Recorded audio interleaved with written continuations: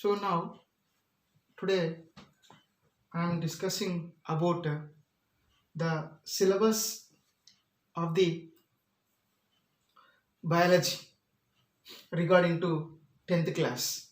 So in 10th class biology there are 10 chapters are there. 10 chapters are there. The first chapter is nutrition, which is the food supplying system. The second chapter is respiration, which is the energy releasing system. The third chapter is transportation, which is the circulatory system. Fourth chapter is excretion, which is the waste disposing system. Fifth chapter is coordination, which is the linking system. Sixth chapter is the reproduction, the generating system. Seventh chapter is the coordination in life process, which is the balancing system in different life process. Eighth chapter, heredity, which is from parents to progeny. The ninth chapter is our environment, our concern. The 10th chapter is natural resources. Natural resources. So now I am giving definitions of chapters. So first chapter is nutrition.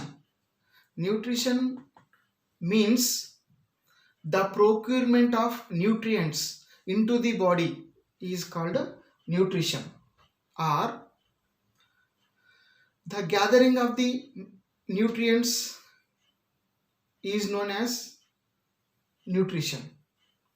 So what are the nutrients? Nutrients means which are the chemical substances which are help to the organism for the growth and development. Now the second chapter, respiration, which means breathe in, breathe out, or another definition we should say like this: the oxidation of the food material in the presence of oxygen is called respiration. The third one, transportation, movement of the materials from one place to the another place inside the body of an organism is called transportation.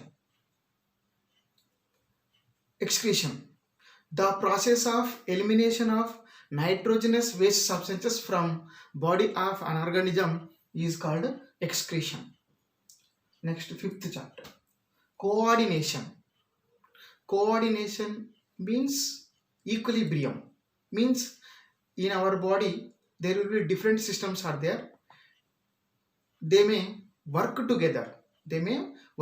For example, respiration and digestion and nervous system and transportation, they may work together with balancing.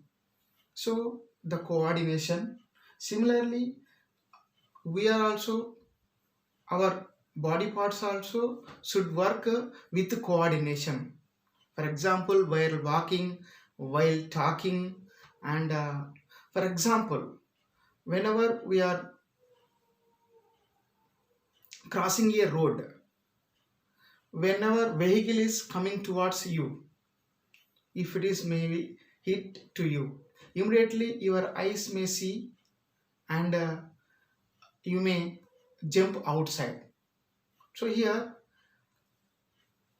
seeing object is regarding the nervous system and moving is muscular system. Here, nervous system and muscular system, there will be coordination is there, so that you are survive. So in this way, in our body, different systems are work together. That is called coordination. For example, while walking, we should move one hand followed by the another hand, one leg followed by the another leg. So this is the coordination. Next, reproduction. Reproduction means the ability of an organism to give rise to new generation of individuals is called reproduction. Reproduce means here reproduction must contain ability to give rise to new generations or offsprings or descendants. Whereas in next go to the coordination in life process. Coordination, which means equilibrium, means balance. So what are the life processes? What are the life processes? Here the basic processes which are help to the organism for the growth and development for birth giving process system is called life processes. Example for life process: respiration, excretion, transportation, nutrition, reproduction. These are the life process only. Life process should play major role for the survival of organisms. If in any life process, if it is absence, we cannot survive a long. We will be dead. Next, heredity. Heredity means the process of transmission of characteristics or traits from parents to children's or offsprings is known as heredity. Next, our environment. An environment which is our surrounding, which consists living things and non-living things like soil, water, animals, plants, which adapt themselves for survival. So our environment is our nature's gift. Natural resources. Next, the resources which are occur in nature are called natural resources. Once again, the resources which are occurred in nature are called natural resources, which these resources are available in nature abundant, but these resources are two types: renewable resources, non-renewable resources.